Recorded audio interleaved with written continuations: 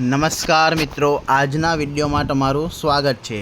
તો મિત્રો, ધોરણ 10 વિષય ગણિત અને પ્રકરણ છે 14 અને 7। તો મિત્રો, પેપરનું સોલ્યુશન જોવા પહેલાં તમે મારી ચેનલને સબસ્ક્રાઈબ ના કરી હોય તો કરી લેજો અને વિડીયોને પણ લાઇક કરવાનું ભૂલતા નહીં। તો હવે આપણે જોઈશું સોલ્યુશન। ચાલો, પ્રશ્ન 1 મિત્રો 15 ગુણ છે। એમાંથી મિત્રો અ વિભાગમાં 2 માર્કનું પૂછાશે, ત્યાર પછી બ વિભાગમાં 6 માર્કનું, સી વિભાગમાં 3 અને ડી વિભાગમાં 4। ચાલો, હવે આપણે જોઈશું પ્રશ્નનું સોલ્યુશન। ચાલો, પહેલો છે ખરા ખોટા। નીચેના આપેલા વિધાનો ખરા છે કે ખોટા તે જણાવો। તો મિત્રો, અહીંયા આપણને ખબર પડશે 10 25ની મધ્ય કિંમત કેટલી? 25 ને 10 35 ભાગ્યા 2 એટલે 17.5 આવે, એટલે આ આવશે ખોટું। અવલોકનોમાં સૌથી વધુ વખત પુનરાવર્તિત અવલોકન એટલે મધ્યસ્થ, પણ મધ્યસ્થ નહીં આવે, પણ શું આવે? બહુલક આવે, એટલે એ પણ કેવું આવશે? ખોટું। z બરાબર 3m - 2x બાર, તો આ સૂત્ર સાચું છે। મધ્યક, મધ્યસ્થ અને બહુલક એ મધ્યવર્તી સ્થિતિમાનના માપ છે, આ પણ કેવું છે? સાચું। પ્રથમ 5 અવિભાજ્ય સંખ્યાઓના મધ્યસ્થ, તો મિત્રો પ્રથમ 5 અવિભાજ્ય એટલે પહેલાં 2 આવશે, 2 3 5 7 અને 11, તો એનો મધ્યસ્થ મિત્રો 5 આવે, આ પણ સાચું છે। ચલો આગળ જોઈએ। યોગ્ય વિકલ્પ પસંદ કરી ખાલી જગ્યા પૂરો। પ્રથમ 5 અયુગ્મ પ્રાકૃતિક સંખ્યાનો મધ્યક ખાલી જગ્યા છે, તો મિત્રો એનો જવાબ આવશે 5। બીજો પ્રશ્ન 10 5 7 -5 અને -4 માહિતીનો મધ્યસ્થ ખાલી જગ્યા છે, તો મિત્રો એનો પણ કેટલો આવશે? 5 જ આવશે। આગળ આપેલી કોઈ માહિતી માટે જો z બરાબર 13 x બાર બરાબર 13 તો બધા સરખા હોય તો સરખે સરખું એકદમ સરખું આવે, એટલે આનો જવાબ કેટલો આવશે? 13 આવશે।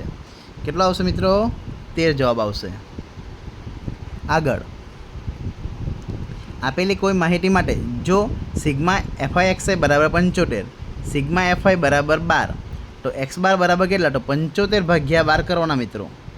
75 ભાગ્યા 12 કરશો એટલે 12 છંગ 72, એટલે 6 પોઈન્ટ પ્લસ વાળો જ આવશે જવાબ, એટલે 6.25 આવશે। ઓકે, ચાલો આગળ જોઈએ।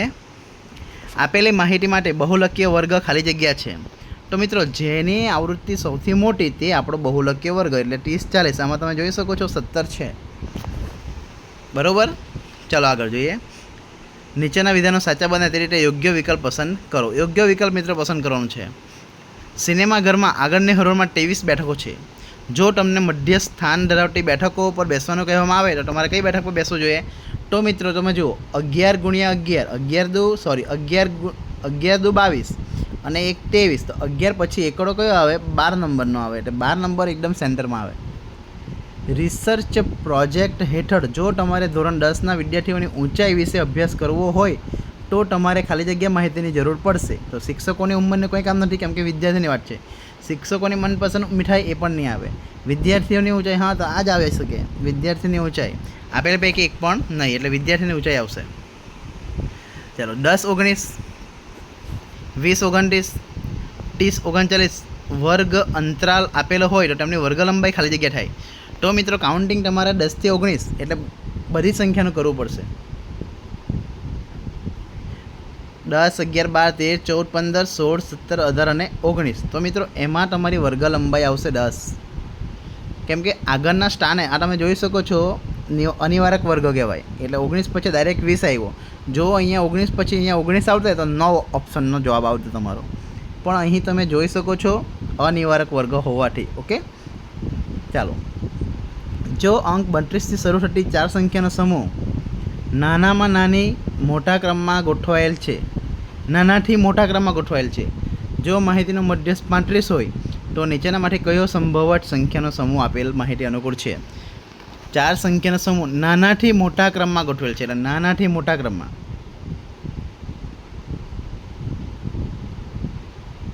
તો મધ્યસ્થ કેટલો આવે? 35 હોય તો નીચેનામાંથી કયો સંભવત સંખ્યાનો સમૂહ આપેલ છે નાનાથી મોટા ક્રમમાં?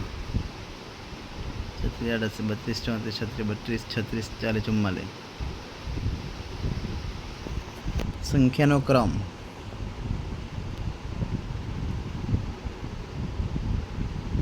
32 34 36 38 तो मध्यस्थ 35 आवे है ने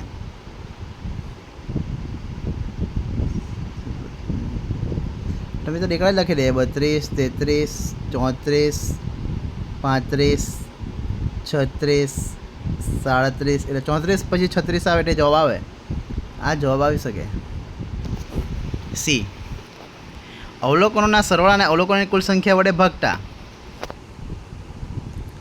મળતું ભાગફળ એ કયું મધ્યવર્તી સ્થિતિમાનનું માપ છે અવલોકનોના સરવાળાને અવલોકનોની કુલ સંખ્યા વડે મધ્યક તેને શું કહેવાય મધ્યક કહેવાય ચાલો ત્યાર પછી મિત્રો નીચે આપેલ માહિતીને 800 વિદ્યાર્થીના ગુણોનું 3 ઓછા પ્રકારનું સંચય આવૃત્તિ વિતરણ દર્શાવે છે માત્ર આવૃત્તિ વિતરણ કોષ્ટક તૈયાર કરવાનું છે મિત્રો ત્યાર પછી મિત્રો પ્રશ્નોના જવાબ કેટલાક વિદ્યાર્થીઓ 20 થી ઓછા ગુણ પ્રાપ્ત કરેલ છે તે 20 થી ઓછા કેટલા આવશે મિત્રો આમાં 8 આવશે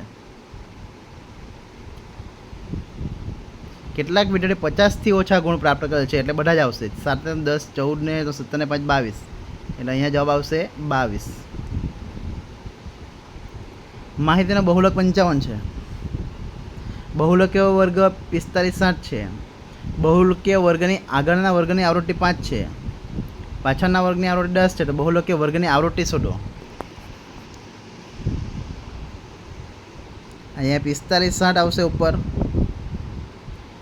હવે એમાં માહિતીનો બહુલક તમને આપેલો છે અહીંયા આવૃત્તિ અહીંયા શોધવાની છે આગળની અહીંયા 5 આપેલી છે અને પાછળની 10 આપેલી છે તો આ રીતના શોધવાનું રહેશે એલ પણ આપેલો છે બરાબર ઝેડ બરાબર L plus F1 minus F0 2F1 minus F0 minus F2 આ સૂત્રને મદદથી ગણી શકાશે ત્યાર પછી મિત્રો દાખલો છે આ પણ મધ્યક શોધવાનો ડાયરેક્ટ સિમ્પલ દાખલો છે મિત્રો મધ્યકમાં પદ વિચલનની સૌથી સહેલી પણ આ કરવી હોય તો આ પણ કરી શકાય સિગ્મા FI ભાગ્યા n ઓકે ચાલો ત્યાર પછી મિત્રો ડાયરેક્ટ ડેટા આપેલો જ છે એની મદદથી આપણે દાખલો ગણવાનો રહેશે તો એમાં FI છે તો x બાર બરાબર a પ્લસ સિગ્મા FI ધરેલા મધ્યકની રીત છે સિગ્મા FI આટલું આવશે ત્યાર પછી પણ આ દાખલા આપેલા છે ચાલો ત્યાર પછી મિત્રો આ પણ વિભાગ સીના દાખલા છે અને ત્યાર પછી વિભાગ ડી છે અને હવે આવશે પ્રશ્ન 2 તો પ્રશ્ન 2 નો આપણે ટૂંકા પ્રશ્ન જોઈ લઈએ P of AB નું ઉગમ બિંદુથી અંતર તો a નો વર્ગ વત્તા b નો વર્ગ આવશે મિત્રો કયું આવશે a નો વર્ગ વત્તા b નો વર્ગ બરાબર ગણિત શિક્ષકે વર્ગમાં બિંદુઓ ax1 y1 x2 y2 અંતર સૂત્ર પૂછતા સ્મિત અને સરસ્વતી એ આ રીતના જવાબ આપે છે તો મિત્રો બંને સૂત્રો સાચા છે જવાબ તમારો સરખો આવશે 5 5 5 0 0 5 એ ખાલી જગ્યા ત્રિકોણના શિરોબિંદુ છે તો સમદ્વિબાજુના કયા આવશે સમદ્વિબાજુ બિંદુ -2 -3 x અક્ષ પર દોરેલા લંબના લંબપાદ x અક્ષ એટલે y આવશે એટલે 0 3 આવશે ઉગમ બિંદુનું કેન્દ્ર હોય તે વર્તુળના વ્યાસનો અંત્યબિંદુ 4 - 6 હોય તો વ્યાસનું બીજું અંત્યબિંદુ કેટલું હોય 4 - 6 -4 6 જ હોય ઓકે ચાલો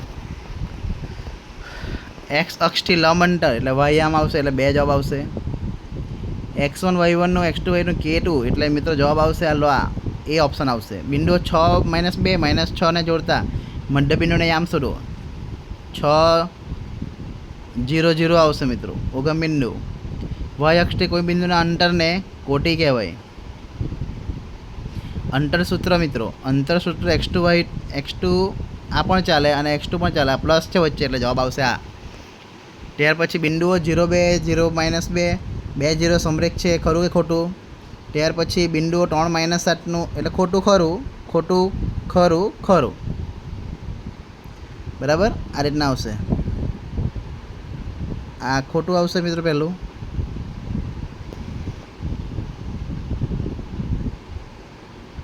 ખરું મધ્ય બિંદુ 8 ને 8 4 4 ભાગ્યા 4 ખોટું આવશે આ પણ ખરું આવશે ને આ પણ ખરું ત્યાર પછી મિત્રો દાખલા છે એ દાખલા તમને નેક્સ્ટ વિડીયોમાં મળી જશે. તો મિત્રો ચેનલને હજી પણ તમે સબસ્ક્રાઈબ ના કરી હોય તો કરી લેજો. Thank you.